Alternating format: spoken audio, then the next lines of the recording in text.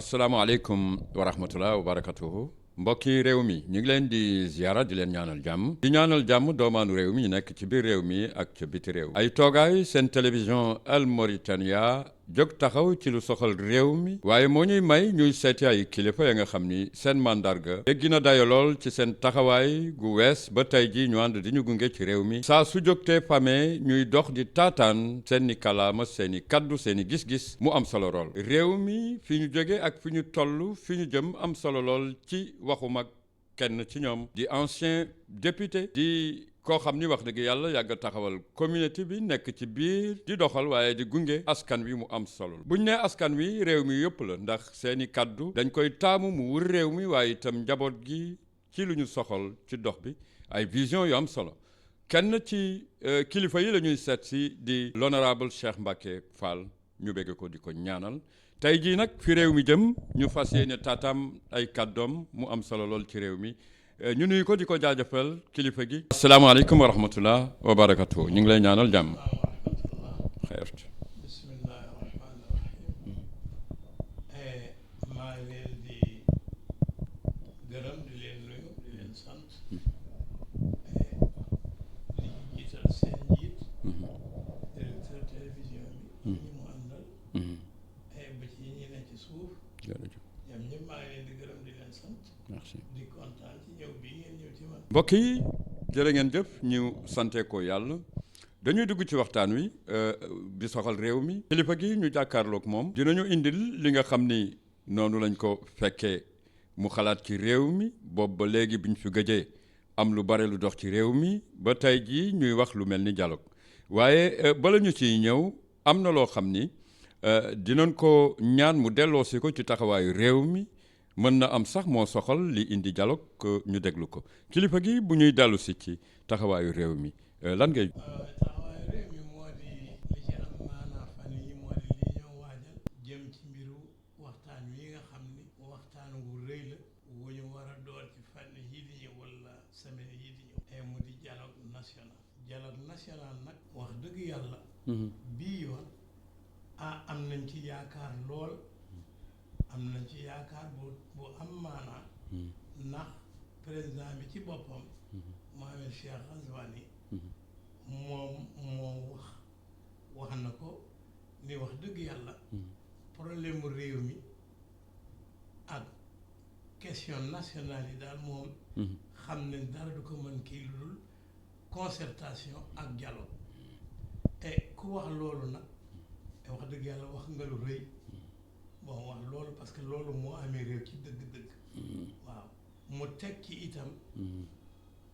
ci biir feuille de route bi nga xam ne moo jëm ci dialogue bi wax ci ni moom de bu neexee yàlla incha allah dina taxaw ci résultat yi fu résultat yi pare ba ñu jébbal ko daañu tabax ay comité de suivi comité de suivi dina am yeneen structure yoo xam ne lépp li nga xam ne waxoon nañ ko ci dialogue bi daañu ko topp étape par étape bay taxawal ko loolu dolli nag yokk sunu yaakaar ci li nga xam ni wax dëgg yàlla moo jëm ci dialogue bi ndax ñaari dialogue jot na fi jaar ñaari dialogue yooyu fi jaar fekke nañ ko wala fi demoon na ca te ak yeneen askan yoo xam ne ci dialogue bi woon nañu waaye bu njëkk bi amul résultante amu ca ba ca des itam bi dialogue yi ñëwee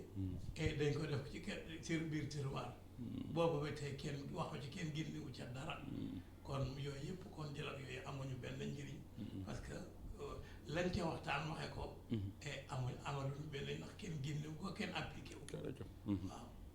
et moo tax ñu am yaakaar ci dialogue bii nga xam ne woote na ko waaw dialogue bii nag et nun gannaaw bu ñu gërëmee président de la république ba pare wax dëgg yàlla et lu ngi ñaan et ñii nga xam ni ñoo ne ci réew mi yëpp ñu amal ko ñu may ko fayda jàpp ci taxawal ko rawatina nag askanu wolof waaw nañ ci def seeni fayda nañ ci def seen nañ ko may gëddëm nañ ci taxaw léegi nga ñu waxtaane ko ñi nga xam ni ñoo ñuy toogale ca dialogue ba et ñu di ñoo xam ni xam nañu mbir mi xam nañu réew mi lu di ay mbiram et ñu dem ca taxaw ci di góor ak jigéen wane sunu taxawaay ci réew mi. voilà kilifa gi doguma la wante ci loolu laa doon ñëw ndax taxawaay la ni ñu comprendre réew mi ak yi ciy xew dañu gis ni wax nga fi léegi la communauté wolof exactement te nga bokk ci biir xam ci dara itam yàgg taawu mbir yi démb te tey dikkul exact alors bu ñu la déggee ngay wax dañu compter vraiment ci dialogue bi te am nga ci yaakaar lan ngay njaax mbokk yi ci participation ak représentative. li ñuy wax moo di ñi nga xam ni daañu leen woo ci dialogue yi wala daañu dem ci dialogue bi nañu doon ñoo xam ne ñu nekk à la hauteur lañu ñu xam mbiri Mauritanie xam problème Mauritanie am loo xam ni bu ñu daañu ko mën bu ñu nee lii doxul ñu mën teg leneen pour mu doxal réew waaw ñu am capacité boobu bon te ñu may ko fayda xam ne du niin waaw am nañ ci yaakaar bon population itam nañ ko dégg ñoom itam ñu xam ni Mauritanie mi ngi jëm ci ay mbir yoo xam ne yu am solo la waaw pour sunu réew et wax dëgg yàlla et dañu ñaan yàlla nu waxtaan ko ci jàmm ak salaam waaw teg yi nga xam ne moonu gàllankooroon juróom benn fukki at ñu teg leen fële taxawal li nga xam ne moom mooy defar suñu réew li nga xam ne buñ ko defee suñu réew dina dem ci kanam nu wax ko waaw nu wax ko xam nañ ko wax nañ ko pàcc yi nga xam ni jotaguñ leen woo jot nañu leen woo wala jot nañ leen laaj ñu joxe seen xalaat joxe nañu seen xalaat ñu bari ci ñoom pàcc yooyu joxe nañu seen xalaat ci lu ma yëg man bon seen xalaat dem na waaw liñ ci waxee lu jub la waaw léegi nag dem taxaw de argumenté défendre ko et kii ko bay mu yegg fa mu war a yegg et loolu lañu soxla ci nit yi waaw ñu ngi woo ñëpp waaw ñu ngi woo ni ñu ko woowee ci wolof yi lañ ko woowee ci yeneen askan yi ñu ñëw taxaw ndax réew mi dañu ko bokk waaw comme dañu ko bokk nag dañuy taxaw wane ni dañu ko bokk nu waxante ko waaw nu waxante ko waaw nu waxante ko ak ñi nga xam ni ñoom la ñu digaalal ñi nga xam ni mooy système bi waaw système bi ñoo taxaw moom jàkkaarloo moom face à face wax la li nga xam ni moom moo doxal ci réew mooy indi gàllankoor yi yëpp dégg ngeen mbokk yi kilifa gi fu mu daaneele léegi lépp rek taxaw ci fànnu boo bokkee ci mbir da nga ciy taxaw boo amee place fenn da ngay dem nga occuper ko waaye bul ko bàyyi vide ëllëg nga topp ci di daw loolu nekk na loo xam ni en tout cas dégg nañu le contraire ci kàllaamay kilifa gi mooy askan wi nañu bokk xeet yi itam nga xam ni ñoo nekk ci yu wuute yi nekk ci réew mi nañu dem participer ci dialogue bi mu am solo lool mais kilifa gi da nga fi delloo si depuis 50 ans réew mi taxaw ak yu bare yoo xam ni vraiment mi ngi fiy dox. ani lan nga xam ni bu doon sa sago du am. exactement ana itam lan nga xam ni bu doon sa sago ñu dugal ko ci dialogue bi mu nekk ay points importants yoo xam ni mosuñu ko régler ci réew mi ndax am na walla ci sa xalaat. am na kay réew mi sunu réew la ñu waxante ko et waxtaane ko et taxawal ko et jox ko ki nga xam ne moo jiite réew mi wax ko ni que lii moo di sunu bëgg-bëgg lii moo di doxal sunu réew moo di depuis 1966 ak tey sunu réew amul jàmm dégg nga ñu jóge ca ba ñu arabisé moo di ba ñu defee langue arabe waaw sunu réew amul jàmm bon langue arabe bi aussi et nun bañuñu ko noonu arabe duñu ko bañ bëgg nañu langue arabe waaye langue arabe bi rekk doyul waaw langue arabe bi rek doyul su fekkente ni ñoom dañu ko def pour féeteyoo ko li ñu féeteyoo arabe bi imposé ni ko nun loolu doyunu waaw duñu ko nangu itam loolu mënuñu ko nangu ndaxte nun mi ngi noo delloo gannaaw arabe bi moo nu delloo gannaaw nëbbuma ko nun dañuy jàng arabe jàng français parce que lu ñu fi essayé leneen du dem waaw français sunu patrimoine la complexe wunu waruñu complexe ci arabe yi waruñu complexe ci français bi du affaire complexe bon arabe bi ligue arabe bokk ligue arabe warul tax nga bàyyi benn ay pàcc ci sa réew ba sa réew bëgg a na sax bëgg sa réew bëgg a daanu sa réew bëgg a yàqu bon nañu def arabe bi def français bi ñëpp ci seen bopp réew mi dellu égalité équité am meloon équité waaw nu doxal ko jàngale français jàngale arabe mais kon foofu da nga bëgg a wax am na doomaanu réew mi bare yi li loolu di sànq l'arabisation waaw arabisation bi moo tax nu dellu gannaaw nous avons vu que nous au sein du système bi am bi suñuy njaboot tekkeetuñ ci doonatuñu te ñun itam on nous a déjà colonisé la ligue arabe hatta zaat ànd nañ ci waaw mais nun bu amee ñu ko bëgg it ñoom bëgg nañ ko nun bëgg nañu arabe mais dañu bëgg ñu tegal nu français ñu tam nu gis ki suñu bopp nu ñoom seen aspiration réglé nañ ko nu nit nu réglé suñu aspiration est-ce que d'accord nga ni mën nañ ko teg ci table dialogue bi lii exactement mu nekk un point dañu koy teg bu neexee yàlla bu fekkente ni amul benn gàllankoor te kenn waroon wax bu leen wax kenn woo nit ba pare ni ko bul wax vraiment waxal sa soxla lii la naqal li tax lii te loolu moo bloqué réew mi nañu ko def buñ ko defee bu ñu defee lii ma wax waaw ñu bare wax ko ñu bare gis ni bëgg nañ ko naar yi ci seen bopp bëgg nañ ko fii may wax yow Ndar amatul kër gu ñu goo luyee ndax étudiant mauritanien yi doomaanu réew mi bi yëpp a jébbu nañu seen doom yi ca Ndar ñu jàng français dégg nga les maisons à Saint-Louis coûtent sont devenues très chères pour nga am maison sax luye ko sax jafe na ci Ndar waaw ndax seen réew jàngalewul lii kon nag nanu delloo si ñu ngi def kii arabe mais ñu ngi jàng français fu nekk di ko fa wuti kon nañ ko balaa ñu dem di ko wuti di ko jëggaani feneen nañu taxawal loolu mu di lu officiel ensuite léegi naka muy loolu mu ne am boo waxee yow ñun la maay rasmiya boo waxee ñu tax wax français nga wax ñun la maay rasmiya loolu fuñ ko dañ lay coller étiquette automatique ñu la maay rasmiya waaw ndax lu tax officielul waaw léegi nag nun duñu citoyen de seconde zone nous sommes des Mauritaniens à part entière comme les Maures comme les arabo-berbères je veux dire dégg nga kon itam nun dañu am suñu cër li nu bëgg pour réew mi am jàmm pour ñu defal nañ ko def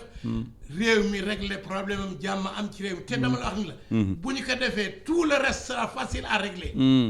ensuite on va passer au règlement de toutes les crises dans la paix ci jàmm ak salaam ak équité waaw mu leer ñu waxante crise aux crises ñu régler ko ñu jàll beneen crise ñu régler ko waaw crise 66 crise de 88 87 88 ba 91 crise 89 yëpp ñu réglé ko nun ay nit lañu Mauritaniens dofuñu alhamdulillahi rabbil alamin nit yu aaqal lañu waaw nit yu am bopp lañu am xam-xam lañu waaw ci cosaan nag tey les Mauritaniens di ñu weex ñi di ñu ñuul yi dañu aaqal dañu am xam-xam effectivement waaw suñuy maam dañu jàng waaw di ñu weex ñi di ñu ñuul ñi suñuy maamaat dañu jàng waaw kon duñu ay dox seen i doom ak seen i sët dañu jàng macha allah buñ ko defee régler ko crise par crise département par département secteur par secteur waaw bari suñu réew dellu ci jàmm soxlootuñu affaire extrémiste ñii jëm ni soxla wuñu loolu yooyu sax nañ ko teg fële unité la ñu soxla ba nu régler ak xam suñu bopp ensuite laal nga mbir mi unité nationale waaw c'est galvaudé foofu laa bëggoon jël unité nationale c'est galvaudé lu nekk unité nationale du am te équité amul unité nationale du am te égalité amul unité nationale du am te duñu seddoo lépp ku ne gis sa bopp waaw kon yow kon honorable lu ñu amagul chaise bu toog ci rang ministre yi naq dina la doy loolu sax loolu pourquoi toutes les communautés toutes les composantes se valent waaw nun bu ñu dee ñaari nit xaraat yi di 10 personnes wala 40 pulaar yi di 25 liggéey yëpp ñoo yem toutes les composantes. nombre bi du compter dans ce pays c'est spirituel. L'équité est waaw ouais, c'est une valeur. bu gën a ñëw sax ñii ñoo ëpp ñii ñoo ëpp. Effectivement. c'est pas notre. yaraxmu le président Makhtar Dada bi mu ñëwee baat ñëpp ñu ngi bokkoon ñëpp a ngi àndoon te booba la ñu gënoon néew ay cadre indépendant nañu toog nañu presque ñaar fukki at ñu ngi soxla ay cadre waaw kon bu ñu demee ba yàlla defal nu tubaarkàlla suñuy doom jàng suñuy doom jàng métier jàng yëpp tubaarkàlla ñëw ci réew mi dañu yaakaar ni dañu war a ku ne dugal sa loxo mais ñu dem jamono rek gis rek nun gaa ñu ngi mel ne nun bokkatuñu ci réew mi waaw kenn booleetuñu bokkatuñu ndax bokk moo di da ngay bokk ci fépp fa ñuy nase waaw da ngay bokk ci fépp waaw les miettes nun soxla wuñu ko parce que nous sommes partie intégrante de la République wolof yi man mii di wax ak yow bi indépendance amee sama maam doon chef de village yu Garak moom la Makhtar Dada woo mu ñëw palais de la République ak mbooloom kilifa yi Mauritanie ñi fi baax ñëpp ñu toog foofu. boobu daan na am. chef de village yi. waaw. booba lui il était chef de village. Mais il était le notable désigné pour ça. Il est venu ici. Le président Makhtar a invité chef yi mag yëpp religieux comme guerrier yeneen tribu yi ñu ñëw ci palais bi ñu jàng alxuraan ñu ñaan ñu suul seeni yëf fii ci palais bi la République fii Xazwaan ni nekk actuellement waaw ñaanal réew mi mu defaral leen seen ñu ku ne ñibbi parce que ci réew mi lañu bokk waaw et suñu consulter archives yi daañu ko gis waaw dégg nga kon nun ci réew mi lañu bokk waa Fuuta def noonu waa Gidi Maxa def noonu waa Tagan def noonu waa Adrar def noonu waa Brakna def noonu dégg nga ba mu jeex ñu tax Makhtar taxawal réew mi doom yi di dugg dëgg la noonu booba jàngunu nous n'avions même pas de bachelier pratiquement li nu dal naar yi on les comptait du bout des doigts alpulaar yi ñoo xaw tane dégg nga soninké yi lu mel noonu mais bu ñu demee au bout de 20 ans doom yëpp tubaarkal la jàng nañu ñëw nañu seen réew pour defar ko waaw bu ñu ñëwee seen réew pour defar ko nag doom yëpp dañu war a dugal seen loxo bokk si on nomme des ministres par souci d'équité et de transparence pour wane ni rek ñëpp ñoo yem boo nomee juróomi ministre naar da ngay noore juróomi ministre xartaani dégg nga joomee juróomi ministre soninké jone juróomi ministre pulaar juróomi ministre wolof kii mooy dëgg boo nommee président de la République bu dee arabo-berbère le premier ministre doit revenir à une des communautés waaw ko bëgg ku président bi choisir def waaw par compétence waaw un premier ministre par compétence mais day jël ci askan wi mu xam ni mooy beneen askan waaw mais jël présidence jël xaraatin def 2 ans benn xaraatin 2 ans 2 fois un mandat de 5 ans muy 10 ans kooku jubul ci réew mu mel ne que Mauritanie boo paree foofu nga jël assemblée nationale soo jëlee assemblée nationale soo defee exemple le président de l'assemblée nationale et pulaar nga def un soninké après mu nekk premier vice-président nga def un arabo après berbère mu nekk 3e nga def ba 5e président nga def wolof wala nga def soninké lu la neex selon le truc et ça se vote c'est comme ça que les choix doivent se faire nga dem nga wàcc Sénat bu amul ñu créé ko def la même chose conseil économique et social ñu créé ko def la même chose dégg nga conseil constitutionnel ñu créé ko def la même chose dégg nga les ministères ñu def la même chose ñu yem ministre les directeurs boo defee directeur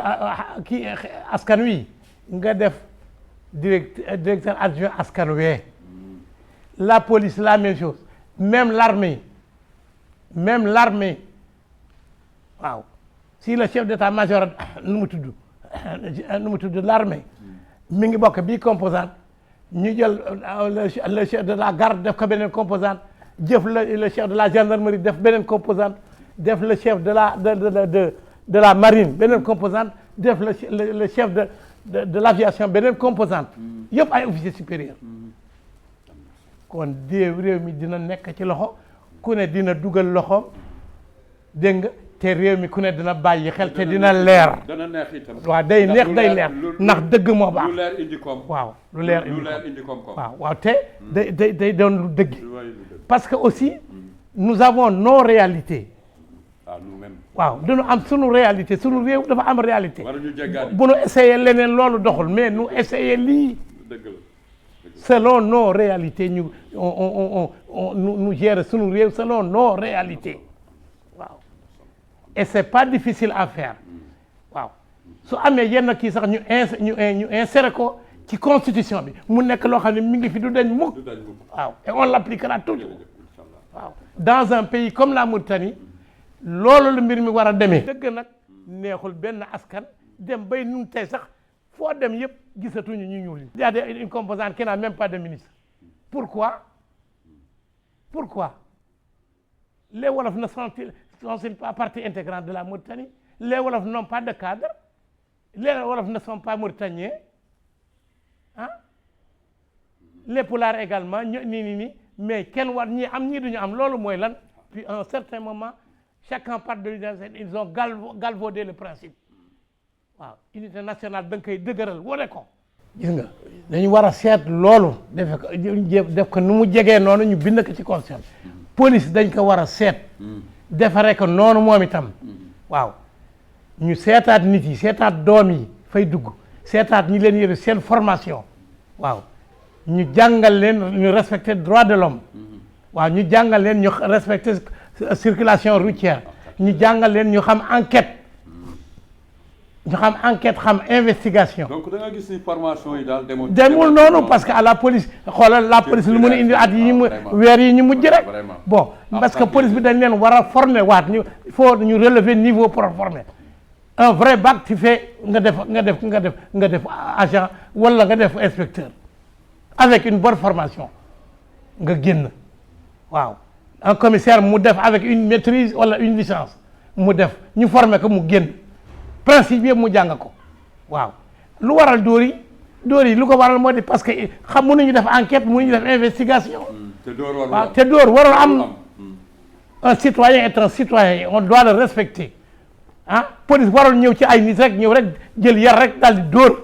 ou la gendarmerie day ñëw d'abord calmement avec respect pour ñu respecter ko moom le respect du corps le respect de la tenue le respect de la république waaw. mu wax li muy wax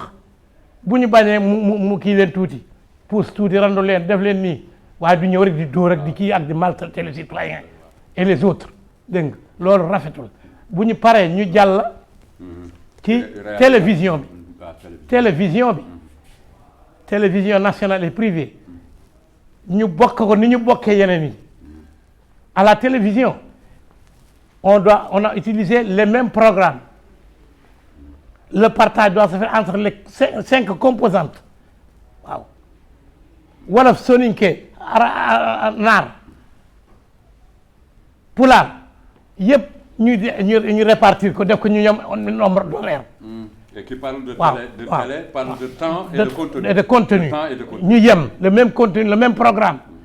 Ça va permettre une intégration parce qu'en Mauritanie 60 ans après il n'y a pas cette intégration là. Et c'est ça qui nous cause aussi beaucoup de problèmes loolu moo ñu indil yi problème dégg nga télé bi ñëpp a yem ci je te donne l'exemple du Tchad jàppal rajo télé Tchad tout de suite tu vas voir quand ils font un journal en français c'est le même journal qu'ils font en arabe il y a des arabes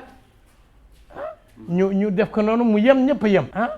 bon nga jàll les télévisions privées mais pourquoi on donne des licences d'exploitation des télé privées à certains et pas aux autres. Au nom de quoi? pour plus d'équité waaw. doyen est-ce que yii yëpp am nga yaakaar ni dialogue bi mën na ko régler. bu ñu d'accord ci principe yi ñu wax ko parce que lii ma leen wax man jëm ci langue yi. nit yu ñuul yu ci bare moom la ñu bëgg naar yu bare moom la ñu bëgg même s'ils ne veulent pas le dire ñoom la ñu bëgg parce que tous leurs enfants étudient le français ailleurs dans d'autres écoles et ils payent très cher les pauvres qui n'ont pas chez les naar ñoom ñoo am problème ñu ngi wuti à français fu nekk ñu ngi dem ndar fu nekk di wuti français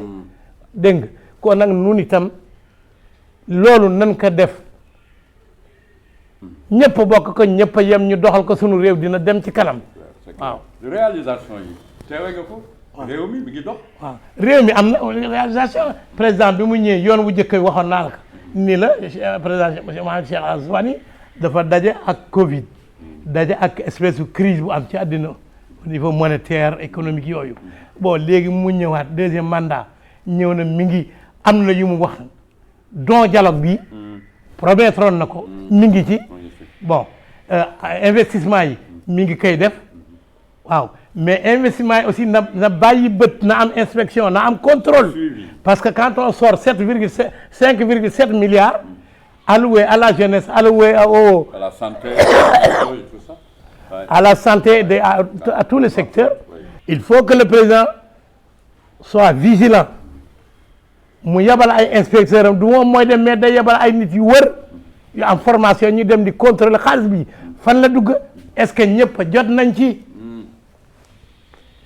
est-ce que tout le monde a reçu est-ce que toutes les wilayas jot nañu ci millions yooyu milliards yooyu ñu defar ñu ku nekk defar gox bu nañu defar fa dégg nga kooku lu am solo la ci réew waaw bon gannaaw réalisation yi mu jëkkoon def ci taxawdaat waaw ak beneen bi Taazour yooyu mu defoon c'est de bonnes choses mais tout ça mérite un suivi rigoureux parce que entre parenthèses j'en profite parce que les Mauritanie la Mauritanie xam na jënd lu bees xam na def goudron bu bees xam na def école bu bees xam na def infrastructure yu bees mais il y a jamais de suivi je te donne un exemple la CNAM le président l'a créé wax yër c'est une très bonne affaire mais il n'y a pas de suivi je n'ai jamais vu à la télévision un bilan de l'évolution de la CNAM depuis qu'elle a été créée où il y a les consommateurs où il y a les pharmaciens où il y a l'administration où il y a à la télévision que l'on dise ce qui va ce qui ne va pas hein?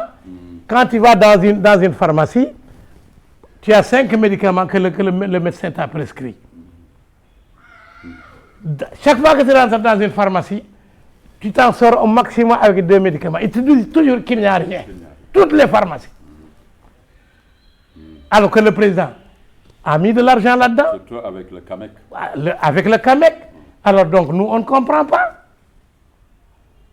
On est victime, les consommateurs, les citoyens sont les victimes de ce truc alors que le président l'a fait pour améliorer la santé de ses citoyens, de ses citoyens. Merci. Waaw. Merci mbokk yi ñu ngi wéyal ci di dugg suñu pàcc bu mujj. dafay baax nag bu ñu toogee ay kilifa nga xam ni di sant yàlla bu mu leen bàyyee ak ñun ba léegi lii rek moo tax ndax kilifa dana toog ci suuf di gis fu sore njaboot bi toog fu sore di ñu gis fu muy gis loolu moom wax dëgg yàlla fi lañ ko fekk moo tax ñuy saisir kilifa yu mel nii à chaque fois l'honorable député l'ancien honorable député Cheikh Mbacké Fall mbokk yi la ñu jàkkaarlool dégg ngeen li mu fi dikk yëpp ci réew mi mu am solo loolu ñu taataan ko waaye dañuy dikk ak moom ci ndeerteelu toogaay bi mu jukki wax ci recommandation yi ana lan lay wax di ko saa njaboot gi di ko saa li nga xam ni moo jëm ci doxalinu réew mi di ko saa itam ci ëllëgu réew mi xam ne lu am solo la buñ ko doon laaj tey ginnaaw bi ñu yàlla may jàkkaarloo moom di ko remercier bu baax lan ngay jukki ci fànn recommandation yi mu jëm ci doomaanu réew mi ñu nekk ci réew mi ak ci biti réew.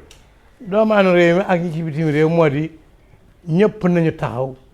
pour lii président mi wax ni moom mu amee daañu ko nu toog waxtaan ko parti politique yi nañu ñëw société civile nañu ñëw waaw acteurs politiques yi nañu ñëw représentants yi société bi communauté yi nañu ñëw nu waxtaan ko te waxtaan mi nag waxtaanu jàmm ak salaam la ñu bëgg waaw waxtaanu jàmm ak salaam ak defar ak li nga xam ne moo nu tax jóg ñu defar sunu réew waaw waaw li nga xam ni moo nu tax jóg ñu defar sunu réew waaw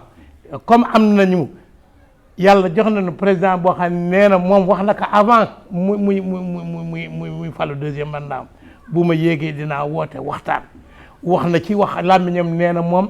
problème mu réew ak question nationale yu réew dégg nga concertation rek ak la ci gis ak ñu dialogue dialogue et concertation waxaat ni bu jeexee le suivi dina ci taxaw ba ñu def ko kon ngalawaay benn parti politique benn société civile benn citoyen bu ñu woon ñëwal jox nu sa xalaat ñu waxtaan ci réew mi li ko jëmale kanam te li ko jëmale kanam man leen yomb na de am na loo xam ne moom buñ ko defee maa la wax ci ëllëg sa le lendemain fu Mauritanie nekk xolam dina dal fu Mauritanie ne xolam dina dal askan yëpp waaw toute ethnie confondue toute composante confondue waaw et loolu laa amoon di ko wax bon parce que lii buñ ko jukkee pardon bay mu féete boor yeneen yëpp daañu ko topp benn par benn dafay ratax waaw yëpp day jaar yoon nu waxtaane ko nu toogaat ko waxtaane ko autour d'une table les crises ñu réglé ko leneen nu veuve yi ñu réglé ne dans la paix et la transparence waaw dégg nga am na yoo xam ne bëggoon naa ko wax waaye rëcc na ma waaye ci lii ma wax yëpp mi ngi jëm ci loolu drapeau bi changé nañ ko waaye noonu de sunu drapeau bi woon moo nu gënal woon parce que lu tax mooy sunu patrimoine moom sunu indépendance waaw parce que li mu bokk ci Trarza xam nga Trarza taxaw nañu raay réew mi waaw ci ndorteel waaw ba ci drapeau bi ba ci hymne national bi waaw loolu nga bëgg a wax déedéet dama ko c'est un truc national mais ni mu meloon c'est un patrimoine national nu war sauvegarder loolu ak waaw mu mel noonu mu meloon rek ñu bàyyi ko noonu mu mel na nataal yu xonq yi hymne national buñ ko defee itam ñu seetaat ko waaw ñu seetaat ko ñaari ñëw kii ko te ko ci langue yëpp ñëpp xam ko ci pulaar ci soninké ci lépp beneen bi moo di la monnaie on a vu ces dernières années qu'on ne met que des dromadaires et des trucs c'est vrai ce sont nos dromadaires c'est notre patrimoine mais avant il faut mettre le patrimoine des autres aussi il faut mettre un épi de mil il faut mettre il faut mettre une pirogue sur la monnaie il faut mettre nos mines les images de nos mines sur la monnaie pour que voilà l'unité nationale waaw dégg nga sur la monnaie dégg nga ak banati yooyu dañ koy woyofal mais yu am maanaa la nu bokk ci réew di jékki-jékki ba mu yàlla nu génne sunuy gaal génne sunuy épidémie génne sunuy nu mu leneen kooku rafetul réew mi dañ ko bokk te nit yi nañu xam ni Mauritanie dañu ko bokk Mauritanie du benn France moo ko moom Mauritanie dañu ko bokk et nous ne cesserons de le dire waaw ba yàlla def mu am Mauritanie dañ ko bokk dañ koy bokkoo waaw kaddu mujj nga tàggu mbokk yi góor gi ñu ngi lay ziara l'honorable maa ngi leen gërëmaat directrice su télé bi ak ay collaborateurs yi mu nekkal et di gërëm ñëpp di gërëm waa réew mi di leen sant ñu jéggal ma ci ni ma waxe parce que li ma wax dama wax li ma yaakaar ni buñ ko defee sama réew dina jëm ca kanam waaw du leneen waaw amul dara lu ci taq loo xam ni dafa jëm fii wala dafa jëm faa yàlla mi ma tiim xam na ni lu defar laa cee soxlo waaw xalaat beneen bu ñëw yokk yi mu dëgër réew mi jëm ci kanam it bañuñu ko waaw incha allah yàlla defal jàmm def ko ci réew mi sàmm nu sàmm suñu réew bon defal nu jàmm defal ko réewum Palestine waaw parce que c'est un palier ci au niveau international boo xam ni palier la boo xam ni bu nu jógee tey mi ngi nu metti te Palestine ni mu mel nii rafetul Palestine ni mu mel jekkul neexunu dañu jaay doole waaw le gouvernement israélien mi ngi nu jaay doole ñoo ko américains yi waaw waaye nun nañu ko dox ak xel bay Palestine taxaw waaw li leen metti ñoom Palestine metti nañu li leen naqadi nañu ndax ay composants comme ñun lañu waaw ay jullit lañu waaw ay nit lañu waaw droit de l'homme dañ ko war a seeti foofu waaye nag àddina bi ni mu demee moo tax waaw waaye nun nanu taxaw te nu ñaan yàlla principe bu 2 états bi mu des mu doon lu effectif waaw tey ci suba dégg naa Macron mi ngi Nations Unies ñu ngi seen jéem taxaw pour ñaari état am waaw et président yi France yi fi jaaroon booba maa nga fa avant Chirac le président Mitterrand le président nu mu tudd ak président bii taxaw nañu pour loolu taxaw waaw il faut mu am waaw 2 états waaw la Palestine et l'état d'Israël jàmm am àddina bi dox ci jàmm waaw ku ne dem waaw ak idéologie waaw ak li nga gëm yàlla taxawu Palestine allahumma taxawu na yàlla taxawu réewu Palestine ndax ci njaboot gi la waaw tolop bu ñu nekkee dana àddu ci réew rawatina ak ci kàllaamay kilifa gi ñu jàkkaarloo di l'ancien député Cheikh Mbacké Fall mbokk yi am di jàmm yi dégg ngeen kàddu yi nga xam ni jukki na ko taxaw ci réew mi xam ko waaye itam ñamee affronté li nga xam ni xëy na bu dee ci doxalin mooy muccal réew mi mu am solo lool moom nag muy insister fi mu teg réew mi nekk au cœur du développement boo xam ni mi ngi koy seen waaye bala ñu ci egg il faut ñu defar yenn ci fànnu unité yenn ci fànnu équité yenn itam ci fànnu bàyyi parloo l'homme qu'il faut à la place qu'il faut ci doxalinu réew mi mu am solo mbokk am di jàmm yi seen télévision Al Mauritania ñu amoon mbégte amal doxantu